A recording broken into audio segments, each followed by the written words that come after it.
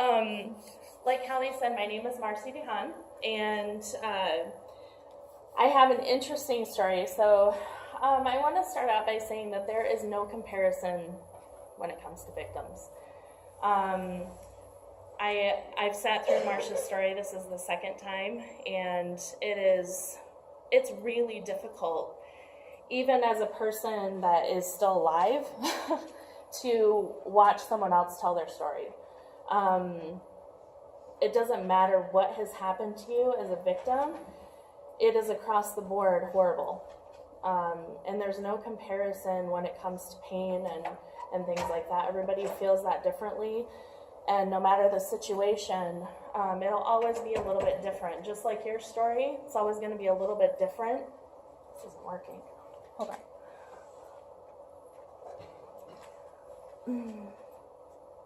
There we go. So I always tell my friends, because I have other friends that have been hit by drunk drivers and severely injured, and they'll always say, "Oh, you're so strong, Marci, you're so strong." And I'm like, no. Let's not play that game, because there's no comparison. So when I hear Marcia's story and I hear her talk about that, it's really hard to follow that and be like, yeah, I'm still alive, yay, because there was a time in my life when there was nothing exciting about living. So I want to talk to you. I know some things that Hallie mentioned about choices. So that's probably the biggest thing that we've talked about is just the choices that we make. So I have a choice on what I'm going to wear today. I have a choice on what I spend my time on, what I'm going to eat. We have big choices tomorrow. Our country is making big choices. We also have choices on what we do with our life. And there was a time in my life when I didn't want to make any choices. I literally didn't want to be here. My car accident was on July 15th of 2004. It was in Pennsylvania. And 3 days after my 26th birthday. And it was a very average day. Middle of the summer, it was beautiful out. Bright sunny sky, no weather, no nothing. I was on my way home from work. Traffic hadn't picked up yet, so it was pretty easy going. I was running on my way home to work to take my dog to the vet. And so I left a little bit early, so I hadn't hit the rush hour traffic yet. And everything was fine. I was driving down the road, and I was about 2 miles from my house. I remember hearing sirens. I couldn't see anything, but I heard the sirens, and I thought, okay, I better start pulling over because I can't see where this truck or whatever this vehicle is coming from. So I kept looking around. The sound got louder and louder, so I knew I was getting closer, but I didn't see anything. And so I decided to start moving over. So I'm looking around, and all of a sudden, I got in this bottleneck of traffic. I think everybody was kind of thinking the same thing. We're kind of slowing down, so we're about 55 miles an hour, just kind of trucking along. And all of a sudden, it started getting a little bottlenecked. So I was trying to move over into this other lane to get off to the side of the road. And I turned around, and there was a car right in front of me. And I remember I had time to scream, at least start a scream, and I had time to put my foot on the brake, but I had no time to slow down. It was literally that fast. So what had happened was, across the grass median, and driving in Pennsylvania, the East Coast drivers are a little bit crazy. So when there's a grass median, they don't mind turning around and going across it to get away from traffic. So the traffic had built up on the other side, going the other direction. And that's where the police were, but we couldn't see them. They were on the other side. So the traffic had backed up. I remember seeing this truck coming across the grass median. It's not unusual for that to happen. traffic had backed up and people would turn around and just go the opposite direction and get off the highway. Well, he was kind of going slow at first and then just floored it. And by the time I saw him, he was right in front of me. So come to find out, Mr. Randall Talkington, this is still not working. I don't know what I did. Well, just click it. I should be on a timer, but I don't think it's working. These pictures are from over 3 weeks after my accident. Did not take any right away. So that's courtesy of my mom. She came out. So anyway, come to find out, Mr. Randall Talkington, the guy that hit me, he was 3 years older than me, so he was 29. He had kind of had some issues with the law previously, had stolen a car, a truck actually, in Maryland, grabbed his girlfriend, drove up the coast, went on a little free-for-all with somebody else's vehicle, stopped at a bar, called his mom, and said, "Mom, you better send me money or I'm going to kill myself," essentially. Mom knew that he had a warrant out for his arrest, and so she called the state police and told them where he was at. The state police missed him by about 10 minutes. He had just left the bar after drinking a few beers. And they went to kind of drive around, see if he was around. And they actually spotted him because he was trying to maneuver himself back onto the highway to get away from them. He kind of saw what was going on. He gets on the highway, they start chasing him. This kind of sounds like one of those cop shows, you know, like the helicopters chasing them, and yeah. So he gets back on the highway and they start chasing him. Well, it started to get too busy. It's coming, thinking. It started to get a little bit busy, so they called off the chase. Well, they were working in conjunction with the local police, who had set up a blockade at a nearby exit to stop him. Only they didn't stop him, they stopped somebody else. And threw down the tire tax, stopped the wrong guy, totally innocent bystander, had him up against his truck, everything, blew out his tires, backed up traffic. The guy that hit me saw what was going on and decided, I'm going to get away from this, and started coming across the grass median. His attempt was to cross the traffic and go up the on-ramp going the wrong direction so he could get back onto the local streets and avoid the police altogether. I stopped him, so I did my civic duty and or my civil duty and stopped him for the police. And I spent the next 3 months in the hospital. My pelvis and hip were shattered. So the theory is that my leg, which was extended on the brake pedal, was literally used like a poltergeist and ramrodded through my insides. That's my face, obviously. I had, there were no airbags, so my face hit the steering wheel. And thankfully, all that was done on my face was a cut on my eye. I have a massive scar here. Didn't break any bones, just went all the way down to the bone. And then my pelvis and hip were shattered, and I had a crushed foot on my other side, couldn't put any weight, couldn't even move, and spent 3 months in the hospital and nursing home. I think my adrenaline was still pumping at first because I remember a lot of the rescue. So my car, which hopefully you'll see later, was smashed to bits. Is it just the connection? I just figured out what's going on. It is actually, I'm so sorry everybody, it is actually moving forward on its own now, which means that every time it tries to switch, that's what happens. Oh, I get it. So let me go ahead and turn that off. It's my first time doing this thing with this, so Where'd you put it? thanks for your patience. All right, so my car, as you'll see, my entire front end was smashed in. My roof, however, nothing happened to my roof until they brought out the jaws of life and had to peel the roof off to get me out of the car.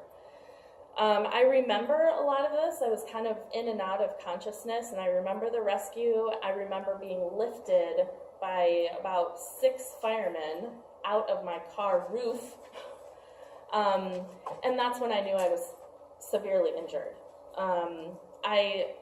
They asked me to move my foot. They asked me, I could feel the blood. I was basically numb, so I wasn't moving. They asked me to move my foot, and I couldn't, and I remember this flash of horror running through my body, like, oh my God, I'm paralyzed because I couldn't move my foot. But I wasn't paralyzed.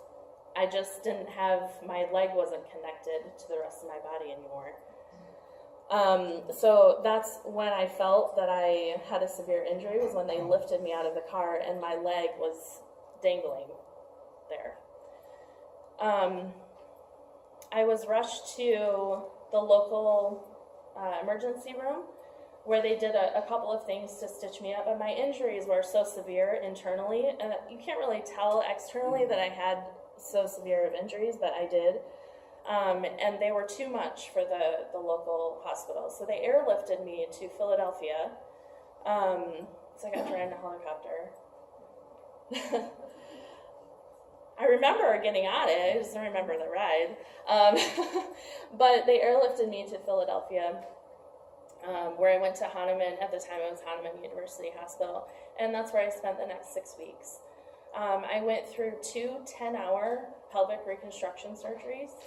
My foot, you'll see in the other picture, I had pins in my foot, one straight down and one across to hold my foot in place.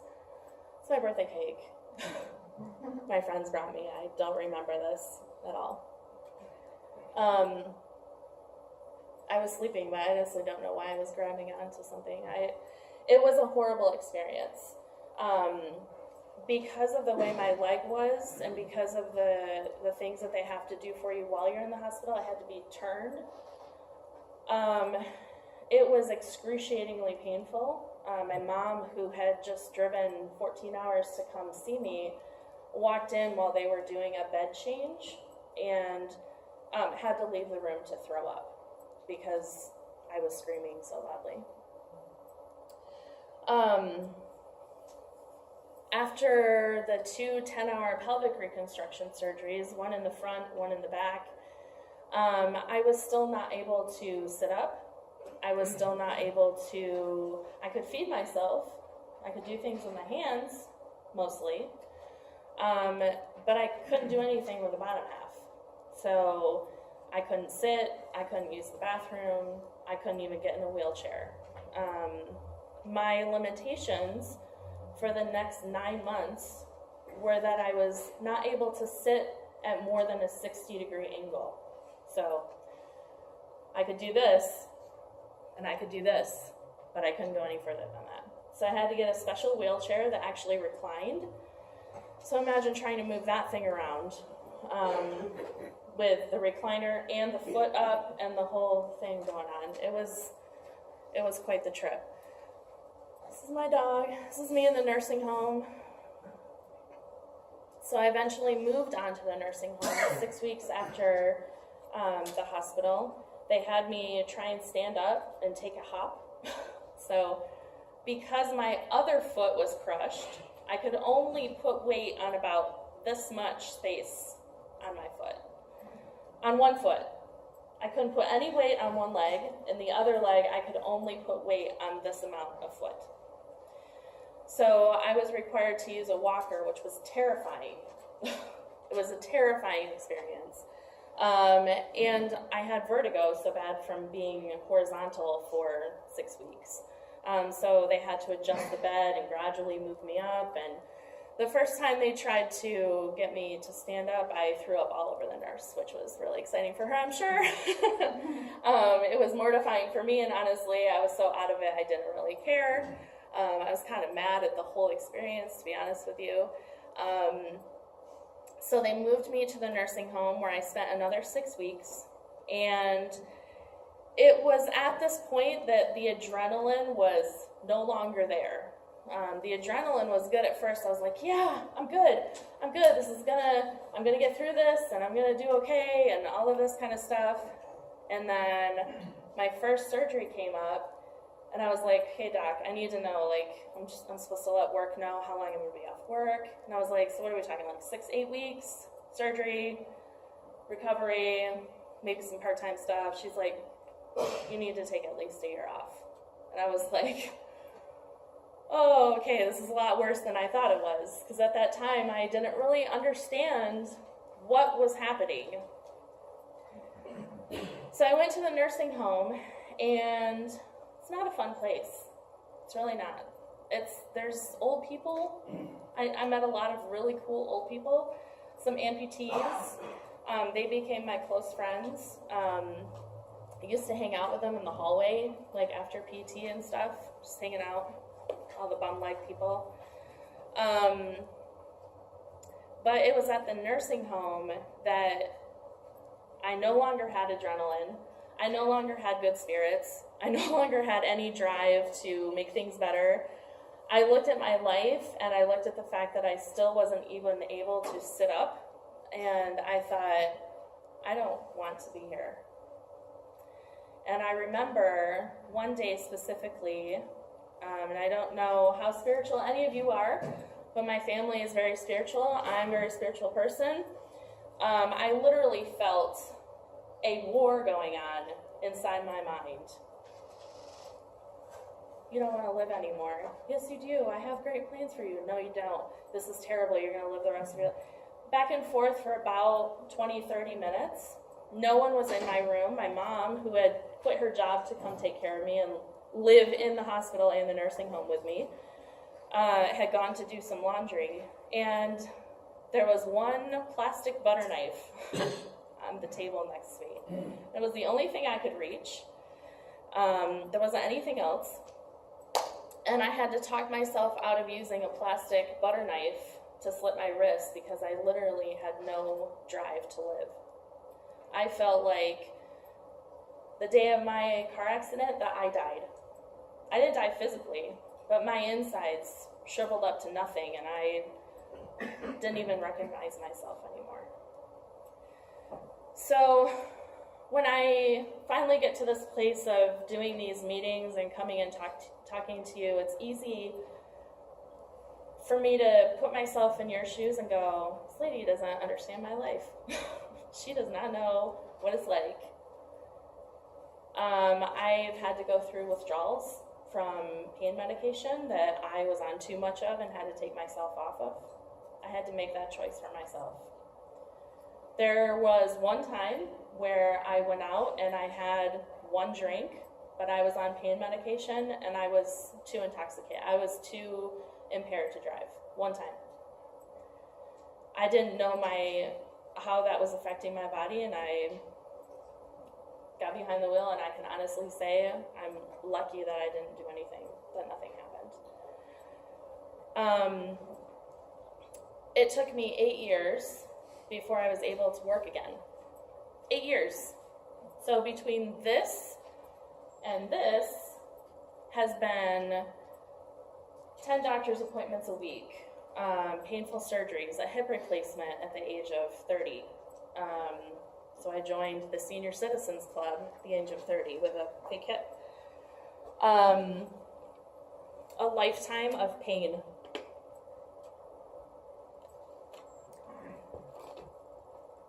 Having to reintroduce myself to working again, having to force myself to do things that I not only did not want to do, but were extremely painful for me to do.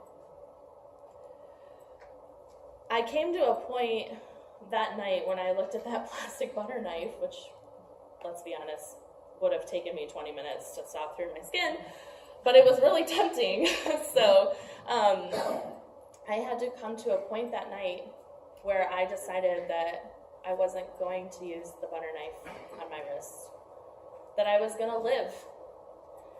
But my life at that point consisted of so much pain that I could not function. So being drugged up on pain medication, I couldn't do anything but lay on a couch. I couldn't finish school. I was 9 classes away from graduating college. Couldn't go back to work because I couldn't sit in a chair for that long. I had metal parts that ached every time it rained, every time I got cold, every time I sat in the air conditioning, every time I took a step, every moment I breathed, I was in pain.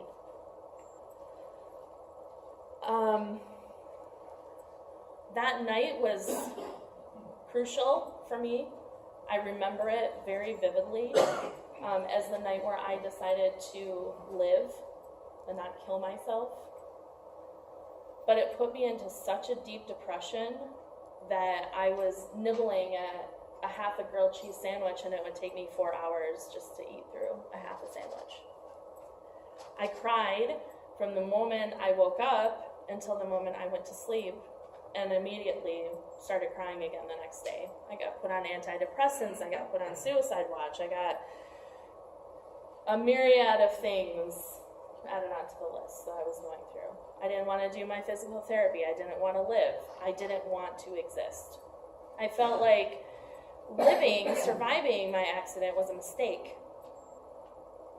That I was supposed to die and was kept alive against my wishes.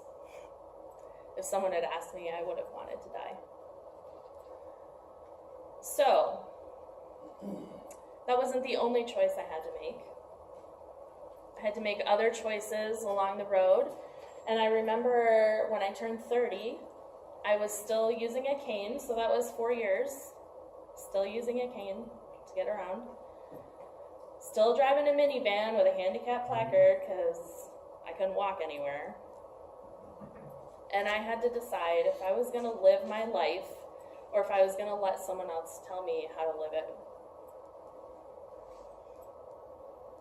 I didn't want to do any of this, by the way. I did not want to do PT. I didn't want to hurt anymore. I didn't want to exist. I didn't want to put up with this. I didn't want to pay my bills. I didn't want to open a piece of mail. I was scared of what I was going to find when I opened that piece of mail. Is it another thing I'm going to have to be responsible for? Is it another thing I'm going to have to do? I didn't want to go to court in a wheelchair and stand up, which didn't happen, against my the guy that hit me and give a statement. I didn't want to forgive him. I didn't at the time. It took me several years to be able to honestly say I forgave him. And to forgive somebody when you're in pain every day, even now, isn't just a one-time thing. You don't say it and then, oh, it's just, everything is great for the rest of my life. No. Every day. Every time I have to pick up my leg and put it in my car because I'm in too much pain to lift it on my own, even 12 and a half years after my car accident, every time I have to forgive him. Every time. Not for him, for me. I don't want to have to do that. I don't want to have to go through the rest of my life wondering how many surgeries I'm going to have. I don't want to have to go through all that. But I made a choice to live. I made a choice to live my own life, to figure it out, to move forward, to do what I had to do for me. And it hasn't been easy. So when I speak to you, I'm not speaking to you as somebody like, oh, I don't understand what you're going through. You're right, I don't understand exactly what you're going through. I have never been you. I have never been through your exact situation. I have never lived your exact life. But I have been at the point where I literally hated myself. I have been at the point where other people's choices affected me, and I had to choose how I was going to react. I've been at that place where I've had to make choices for myself. Hard choices. Just because you make a choice doesn't mean it's going to be easy. I've had to make choices for myself, and I've had to move myself forward, even in the most painful circumstances. So, yeah, I do know.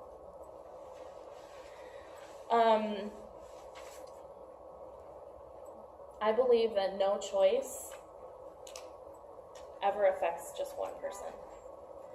I had a very, very strong support system, which I believe is pretty much the only way you're going to get through the horribleness of life. When this kind of stuff happens, you need support. You need people that are going to surround you and go, you messed up, let's get back in. Keep going. Keep going. Because I'm going to tell you, it is not fun. Those choices and those actions after that choice, they're not always fun. But once you make them and you choose to better yourself, you're going to better yourself, you're going to better the people around you that are surrounding you, that are coming to your aid, that are loving you. And those are the most important people in your life. So if you need an excuse in the future, because the reality is a lot of you, or hopefully not a lot of, some of you are going to be back here, or are going to make the same decisions like Marcia and Hallie talked about, make the same decisions, hurt yourself, hurt somebody else. And even if you don't hit them with your car, you still hurt them with your actions. It's family, it's kids, it's parents, it's everybody around you. They're taking on that burden that you have, and they're deciding, they have to make a choice whether to stand by you or not. And some of them, it's too great. I'm going to tell you, some of that, it's too much for some people. And they'll walk away because there's so much there that they can't deal with it. But there are always going to be people that come into your life that are there to assist you and help you and get you moving. So if you need an excuse to make a better choice, I'm going to ask you to just remember my face. It's okay. You can use me as an excuse in a bar. You can be like, I'm not going to have that drink and drive because this chick at these DUI Impact Panels, I can't get her face out of my head. I'd be fine with that. You can use me as an excuse to be uncool. You can use me as an excuse. You can use this as an excuse to change your life, to make better choices. Feel free. Because the whole purpose of this is to make sure that you understand that just because it didn't happen this time doesn't mean it will happen next time. And just because it's not a car accident doesn't mean there aren't other people affected by your actions. So thankfully I'm still here. There are not many of me, by the way. For all the impact panels that I've been to here or in Flagstaff, through the court system, I haven't met an actual survivor. It's like a parent or a wife, sibling, somebody else. And so I would ask you to please remember this the next time that choice comes up for you to make. That you remember this, and you remember me, and you remember Marcia, and you remember what we're trying to do is not to stop you from drinking. We're trying to stop you from getting in a car after you drink. So thank you for your time. Thanks for looking at all my body parts in my car. And I guess I'll see if anyone has any questions.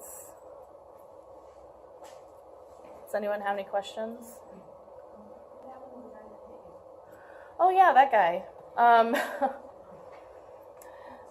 Okay, so the guy that hit me, spazzing out. The guy that hit me, he got 3.5 to 5 years in prison, or in jail. Which didn't seem like a lot to me, and after 9 months, he was up for parole. I continued to write the parole board every 90 days that he was up for parole, until it got to about 3.5 years, and I missed one time and they let him out. So he got 3.5 years. Then he got shipped back to Maryland where he had other charges, and so far as I know, the last time I checked in, he was still doing drugs, dealing drugs, the usual, skipping bail, all that kind of stuff. He did have a daughter as well, who is probably an adult by now. She was 6 at the time. And, you know, I always wonder about her, and how her life has been without her dad. It really is not worth it.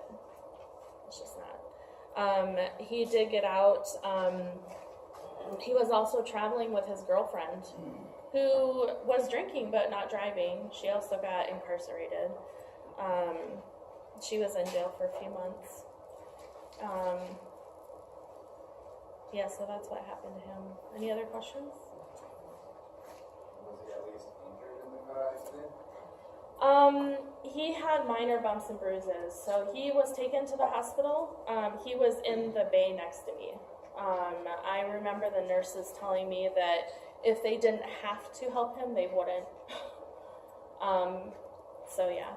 And they were trying to comfort me, like he's, you know, the police are with him, like he's not going anywhere. And I was like, oh, okay, that's fine. Because I was pretty loopy. Any other questions? All right. Thanks for your time.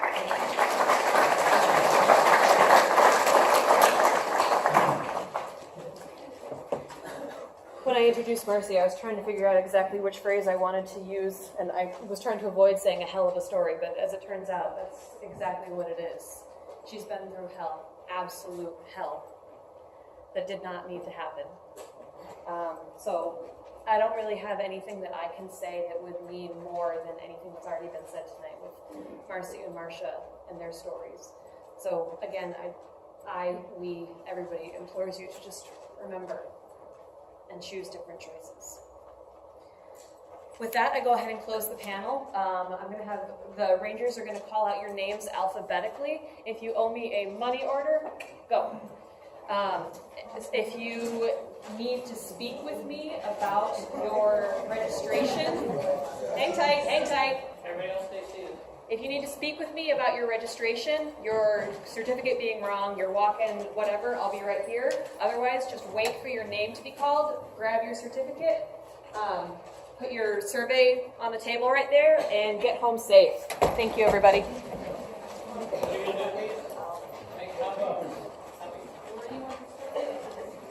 When you get your certificate, just put them right next to it. Sophie, Abidi?